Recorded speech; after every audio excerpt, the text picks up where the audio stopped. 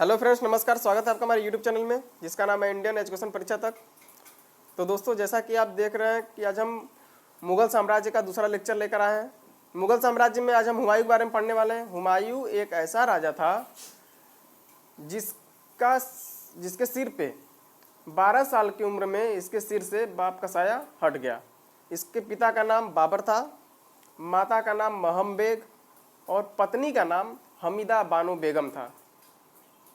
इसका जन्म कब हुआ था? इसका जन्म 6 मार्च 1508 में हुआ था। पिता का नाम बाबर, माता का नाम महम बेग और पत्नी का नाम हमीदा बानो बेगम था। बाबर ने बोला था कि अपना जो राज्य है, वैसे तो हुमायूं सबसे बड़ा था, तो बाबर ने हुमायूं से बोला कि अपना राज्य चारों भाइयों में बराबर बराबर उनके हिस्सों को दे देना। तो हुमायूं ने अपने पास काबुल रख कर अपने हिस्से का जो राज्य था सभी भाइयों में बराबर बराबर बांट दिया। तो हुमायूं का अर्थ क्या होता है? हुमायूं का अर्थ है भाग्यशाली। वैसे तो भाग्यशाली इसका बस अर्थ है, वाकई में ये भाग्यशाली नहीं था, क्योंकि जिंदगी भर लड़खड़ाता रहा, जिसमें से कि एक इतिहासकार थे, वो बोले कि हुमायूं एक ऐसा राजा था जो कि जिंदगी भर लड़खड़ाता रहा और लड़खड़ाते लड़खड़ाते ये मर गया, जिनका नाम लेनपुल था। लेनपुल इतिहासकार ने इस बताया है कि जिंदगी भर लड़खड़ाता रहा और लड़खड़ाते लड़खड़ाते मर गया। तो देख लेते हैं पर इसका राज्याभिषेक कब हुआ और ये उत्तराधिकारी कब बना। तो 12 साल की उम्र में उत्तराधिकारी इसको घोषित किया गया। अब जब 10 साल बाद, अभी तो छोटा था, जब 10 साल बाद 22 साल का उम्र हो गया इसका, तो इसको क्या हुआ, इसका राज्याभिषेक कर दिया गया। 12 साल में इसका उत्तराधिकारी घोषित किया गया मुगल का। उसके बाद 22 साल की उम्र में राज्याभिषेक कर दिया गया। अब जब इसका राज्याभिषेक हो गया तो 1531 ईस्वी में कालिंजर का एक किला था, कालिंजर के किले पे आक्रमण किया और बहादुर शाह को हराकर कालिंजर के किले को अपने राज्य में मिला लिया 1531 ईस्वी में। ध्यान से देखते रहिएगा, जो इम्पोर्टेंट है इसका जो डेट है, 1531 ईस्वी कालिंजर के किले को अपने राज्य में मिला लिया, कालिंजर का किला जीत गया बहादुर शाह को हराकर। उसके बाद 1531 के बाद 1532 आता है।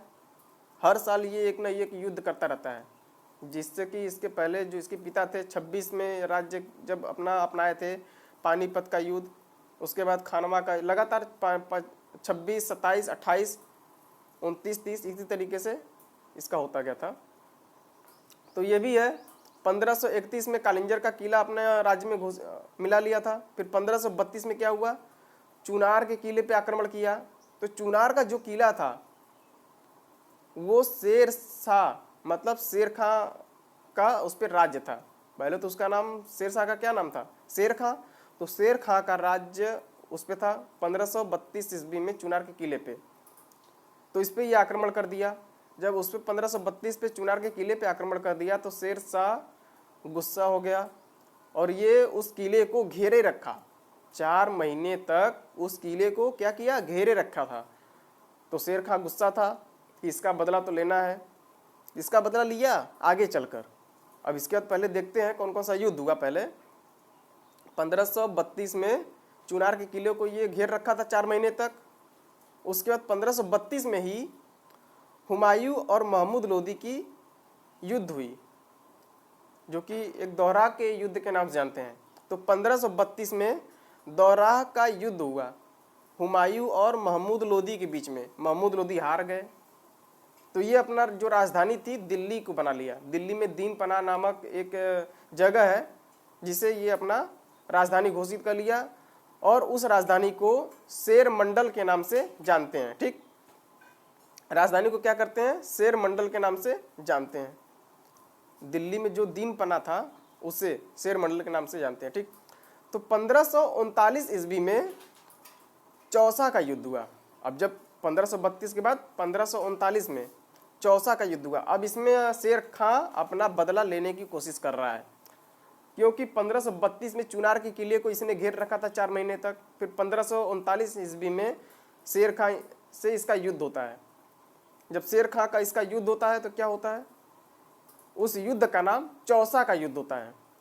1539 में चौसा का युद्ध में शेर खां और हुमायूं के बीच एक युद्ध होता है, जिसमें से कि हुमायूं हार जाता है। जब हुमायूं हार जाता है तो क्या होता है, वहीं पर रहता है, भारत में ही रहता है। इसके बाद जब अगला साल आता है 1540, तो 1540 में बीलग्राम का युद्ध होता है। हुमायूं और शेर खां के बीच में एक युद्ध होता है जिसे हम बीलग्राम का युद्ध कहते हैं, बीलग्राम या कन्नौज का युद्ध। ठीक, बीलग्राम या कन्नौज का युद्ध कहते हैं 1540 ईस्वी में। ठीक है, 1540 ईस्वी में बीलग्राम या कन्नौज का युद्ध था। तो बीलग्राम और कन्नौज के युद्ध में क्या होता है कि हुमायूं यहाँ से भाग जाता है, भारत छोड़कर भाग जाता है 1540 ईस्वी में। जब भारत छोड़कर भाग जाता है 1540 ईस्वी में, तो भागते भागते एक नदी पड़ती है, गंगा नदी। 1540 में भाग गया क्योंकि इसने शेर खां ने हरा दिया था। हुमायूं और शेर खां के बीच में दो युद्ध होता है, 1539, 1540। 1539 में चौसा का युद्ध, 1540 में बीलग्राम या कन्नौज का युद्ध। जब 1540 में बीलग्राम या कन्नौज का युद्ध हुआ हुमायूं और शेर खां के बीच में 1540 में, तो हुमायूं क्या हुआ, भाग गया। शेर खां ने इसे भगा दिया। जब भगा दिया तो क्या किया, इस ईस्वी में जब ये भाग गया तो गंगा नदी में डूबने लगा। कहाँ पे, 1540 में जब भाग गया तो कर्मनाशा के पास गंगा नदी में डूबने लगा। कर्मनाशा एक जगह है जहाँ पे गंगा नदी में डूबने लगा। तो वहाँ पर एक नाविक था, वहाँ का एक बसिंदा था जो हुमायूं को बचाया। ठीक है, वो छोट जाति का था, नीच जाति का था, जिसका नाम भिस्ती था। भिस्ती नाम याद रखिएगा, इंपॉर्टेंट है। जिसका नाम भिस्ती था, या उसे निजाम के नाम से जानते हैं। जब 1540 में भाग गया, शेर खां ने भगा दिया, तो कर्मनाशा के पास गंगा नदी में डूबने लगा। तो भिस्ती ने, जो निजाम नाम का था, निजाम उसका असली नाम है, उसे हम भिस्ती के नाम से भी जानते हैं। तो निजाम ने इसे बचाया। ठीक, तो क्या हुआ, जब निजाम ने इसे बचा लिया, डूबने लगा था तो निजाम ने बचा लिया, तो क्या हुआ, हुमायूं ने बोला कि भाई अगर हम अगला राजा जब भी बनेंगे, तुम हमने जीवन दान दिए हो, तुम हमें जीवन दान दिए हो, जब हम अगला राजा बनेंगे तो तुमको एक दिन का राजा जरूर बनाएंगे, तुमको बादशाह की उपाधि जरूर ग्रहण करवाएंगे। तो ये किया, हुमायूं ने किया था, उससे बाद में बादशाह बनाया था। अभी देखेंगे, इंपॉर्टेंट है वो भी। तो वादा कर लिया 1540 में। फिर अगला जब साल आया 1541, तो हुमायूं ने विवाह कर लिया। अब विवाह किसके साथ किया, जो इसका भाई था हिंदल। इसके तो 4 भाई थे, चारों भाई में अलग अलग ये राज्य बांट दिया था, अपने पास क्या रखा था, काबुल। तो इसका भाई जो था हिंदल, हिंदल के एक गुरु थे जिसका नाम मीर बाबा या मीर अली था। आपको यहाँ पे दिख रहा होगा सब, आपको देखे रहिएगा और या तो स्क्रीनशॉट लेते रहिएगा। तो 1541 में इसका विवाह हो गया। जब विवाह हो गया, विवाह किसके साथ हुआ, इसके हिंदल के गुरु के साथ। हिंदल कौन था, हिंदल जो था हुमायूं का भाई था। हुमायूं के 4 भाइयों में से एक हिंदल था। हिंदल के गुरु का नाम मीर बाबा या मीर अली था। तो मीर अली की पुत्री के साथ इसका विवाह हो गया। ठीक, मीर अली की पुत्री के साथ इसका विवाह हो गया। मीर अली की पुत्री से अपना विवाह कर लिया। ठीक है, जिसका नाम हमीदा बानो बेगम था। याद रखिएगा, सब चीज़ इंपॉर्टेंट, बहुत इंपॉर्टेंट चीज़ बता रहे हैं। ये अपने भाई के गुरु से शादी, भाई के गुरु की लड़की से शादी कर लिया था। ठीक, जिसका नाम हमीदा बानो बेगम था। अब जब इसका शादी हो गया तो क्या हुआ, फिर 1541 में इसका शादी हुआ। 1541 ईस्वी में ही कुछ दिनों के बाद, थोड़े महीनों के बाद, 1-2-3 महीने के बाद ये छोड़कर चला गया, अपनी पत्नी को छोड़कर चला गया। सोचिए, जब अपनी पत्नी को छोड़ के चला गया तो कहाँ पे था ये, पत्नी को छोड़कर पहले जाता कहाँ पे है, अपनी पत्नी को किसी अच्छे जगह पे छोड़ के जाएगा जो इसका रखवाला होगा। तो इस अपना सच्चा रखवाला किसे समझा था, पत्नी का। एक राजा था अमरकोट का।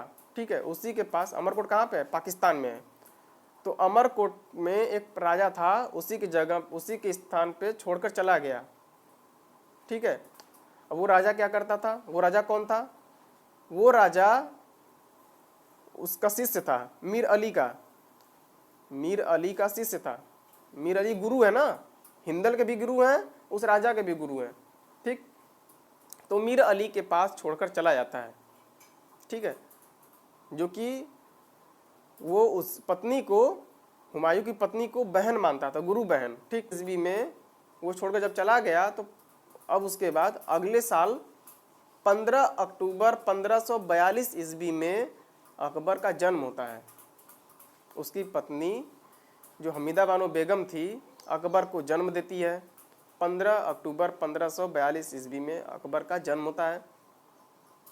ठीक, अब जब अकबर जन्म हो गया, फिर देखिए अकबर के ऊपर से पिता का साया कुछ ही दिनों में हट जाता है। ठीक है, 1542 से लेकर 1545 ईस्वी तक ये कहीं दूसरे जगह चला जाता है, अपनी पत्नी को छोड़कर चला गया। तो कहाँ गया? 1542 से लेकर 1555 तक तहमास एक राजा थे, ईरान के राजा, तहमास के राजा, जो ईरान के राजा थे तहमास, उन्हीं के पास छोड़कर चला जाता है 1542 से लेकर 1555 के बीच में। ठीक, तो तहमास कौन थे? ईरान के राजा थे। तहमास ने, जब हुमायूं ने बोला कि भाई हम ऐसा हार गए हैं, अपना राज्य पूरा शेर शाह ने हमको हरा दिया था, शेर शाह ने उसको हरा दिया था, तो तहमास ने बोला ठीक है हम दिलवाएंगे तुम्हारा राज्य, हम अपना सेना तुम्हारे पास भेजेंगे, लेकिन हमें उसका शर्त चाहिए, हमें एक शर्त मंजूर करो तो फिर तुम्हारा हम मदद करने वाले हैं। तो बोला ठीक, क्या शर्त मांगते हो? तो बोला कि हमें तुम अपना राज्य काबुल दे दो, क्योंकि हुमायूं के पास काबुल ही था और बाकी सब अपने भाइयों में बांट दिया था। तो उसने काबुल मांगा। ठीक, और हुमायूं ने इससे भी वादा किया था काबुल के लिए, और भिस्ती को भी वादा किया था तुमको राजा जरूर बनाएंगे। तो हुमायूं बोला चलो ठीक है, तुम हमको हमारा राज्य दिला दो, हमें राजा बनवा दो, हम तुम्हें काबुल दे देते हैं। ठीक, तो क्या किया, अब जब तहमास का साथ मिल गया तो क्या हुआ, सरहिंद के युद्ध में 1555 में हुमायूं और अफगानों के बीच में एक युद्ध हुआ। ठीक, हुमायूं और अफगानों के बीच में एक युद्ध हुआ जिसमें से कि अफगान हार गए, तो 1555 में हुमायूं अपना राज्य पा गया। ठीक है, तो जब 1555 में जब ये अपना राज्य पा गया, अब जब राजा बन गया तो क्या किया, इसमें दो ठो ये वादा किए थे भिस्ती या निजाम के साथ। भिस्ती का नाम निजाम था, तो निजाम के साथ ये वादा किया था, और एक राजा थे उनके साथ भी ये वादा किया था तहमास के साथ। तो तहमास और निजाम का जो वादा भी पूरा करना था। तो भिस्ती को एक दिन के लिए राजा बना दिया। एक दिन के लिए क्या किया, राजा बना दिया। अगर आप मूवी देखे होंगे तो एक मूवी आई थी अनिल कपूर जी की, उसमें भी एक दिन के लिए सीएम बनाया गया था। ठीक है, नायक मूवी थी। तो उसी तरीके से एक दिन के लिए भिस्ती को राजा बना दिया गया। तो भिस्ती ने क्या किया, निजाम ने क्या किया, अब सोचा कि जब एक दिन के लिए राजा बन रहे हैं तो कुछ ऐसा कर दें कि हमको जीवन भर सब याद रखे। तो भिस्ती ने या निजाम ने एक दिन के राजा बनने में चमड़े के सिक्के का प्रचलन किया। चमड़े का सिक्का, ताकि वो नीची जाति का था, छोटी जाति का था, तो चमड़े का सिक्का चला दिया था एक दिन के लिए। जो जितने भी सोने चांदी के सिक्के थे सबको इकट्ठा करवा कर, सबको मार्केट से या अगल बगल से राजाओं के पास या जो भी उनके सैनिक थे सबके पास इकट्ठा करवा कर सबके पास चमड़े का सिक्का दे दिया, चमड़े का सिक्के का प्रचलन करवा दिया। तो पूछता है कि चमड़े का सिक्का कौन चलाया था, तो वही निजाम था। ठीक है, वैसे तो सिक्के कई लोग चलवाए थे, जैसे कि शीशे का सिक्का कौन चलवाया था, रानी का मतलब कि जो लक्ष्मी गणेश का सिक्का या राम का सिक्का, ऐसे पूछता है। तो आज पहले याद रखिएगा, चमड़े का सिक्का निजाम ने चलवाया था, एक दिन के लिए राजा बना था निजाम। अब जब निजाम का कार्य खत्म हो गया एक दिन के बाद, तहमास का भी काम, मतलब कि तहमास को भी वो वादा किया था, तो तहमास को भी वो काबुल दे दिया। दिल्ली में दीनपना नामक एक किले का निर्माण करवाया था। दिल्ली में एक किला बनवाया था दीनपना नाम का। ठीक है, तो अंत में हुमायूं उसी के सीढ़ियों पे गिर के मर गया, उसी की सीढ़ियों से गिरकर मर गया था। ठीक है, दिल्ली में दीनपना की सीढ़ियों से हुमायूं गिर के मर जाता है। तो एक इतिहासकार थे, तो वो बोले कि हुमायूं जिंदगी भर लड़खड़ाता रहा और लड़खड़ाता लड़खड़ाते मर गया। तो उस इतिहासकार का क्या नाम था? लेनपुह। इतिहासकार लेनपुह बोले कि हुमायूं जिंदगी भर लड़खड़ाता रहा और लड़खड़ाते लड़खड़ाते उसकी मृत्यु हो गई। दीन पनाह की सीढ़ियों से वो गिर कर मर गया था। दीन पनाह एक लाइब्रेरी है दिल्ली में, वहाँ की सीढ़ियों से गिर कर मर गया। अब जब मर गया तो इसका अंतिम संस्कार कहाँ पे किया गया, मतलब जहाँ इसका मकबरा कहाँ पे बनवाया गया, इसके कहाँ पे दफनाया गया? तो हुमायूं को दिल्ली में ही दफनाया गया था। दिल्ली में चार बाग शैली एक नाम का जगह है, जिसे हमीदा बानो बेगम ने ही बनवाया है। ठीक है, चार बाग शैली क्या होता है? चार बाग शैली अब देख लीजिए, यहाँ पे बता दे रहे हैं। ये उसका मकबरा है, ठीक, दिल्ली का मकबरा, दिल्ली में ही उसको दफनाया गया था। ये उसका मकबरा है।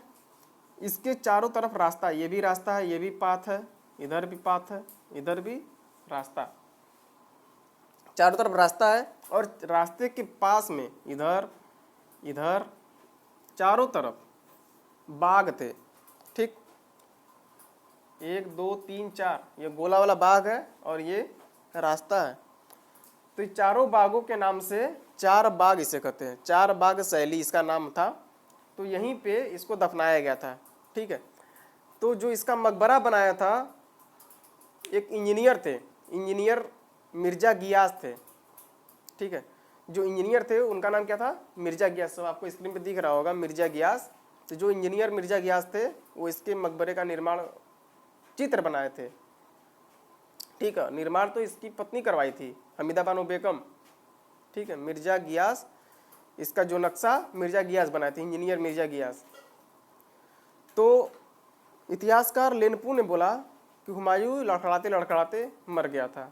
तो हुमायूं के बारे में एक तथ्य और है, जो कि ये वास्तुकार पे बहुत ही विश्वास करता था, मतलब वास्तुशास्त्र पे बहुत ही विश्वास करता था। तो शनिवार को काले कपड़े पहनता था, शनि देव की वजह से। शनिवार को ये काले कपड़े, सोमवार को सफ़ेद कपड़े और रविवार को पीले कपड़े धारण करता था। शनिवार को काले कपड़े पहनता था, जबकि सोमवार को सफ़ेद और रविवार को पीला कपड़ा ये धारण करता था, क्योंकि ये वास्तु में विश्वास करता था। ठीक है, तो ये तो था हुमायूं के बारे में परिचय। हुमायूं के बारे में जो भी इम्पोर्टेंट फैक्ट्स थे आपको हमने बता दिए, स्क्रीन पे आपको दिख रहा है। तो ये वीडियो कैसा लगा कमेंट करके जरूर बताइएगा। अगर वीडियो के बारे में कुछ सुझाव देना चाहते हैं तो कमेंट में ज़रूर बताइएगा, शेयर कीजिए अपने दोस्तों के साथ। अब अगला वीडियो जब आएगा मेरा, उसमें हम हुमायूं के बाद अकबर के बारे में पढ़ेंगे। अकबर का साम्राज्य बहुत ऊंचा और बहुत लंबा चौड़ा था, तो इसके बारे में बहुत इंपॉर्टेंट फैक्ट्स हैं। तो बने रहिए मेरे साथ। धन्यवाद।